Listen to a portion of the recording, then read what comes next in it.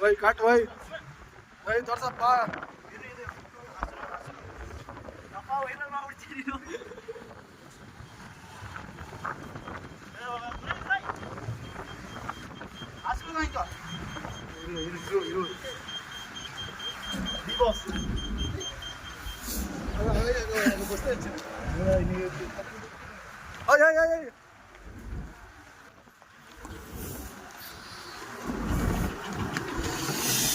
बस पड़ा है नीचे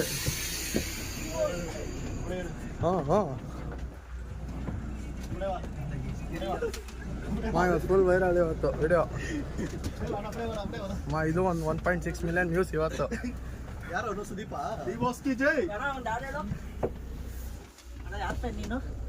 ಡಿ ಬಾಸ್ ದರ್ಶನ್ ಅಣ್ಣ ಅವರ ಅಭಿಮಾನಿ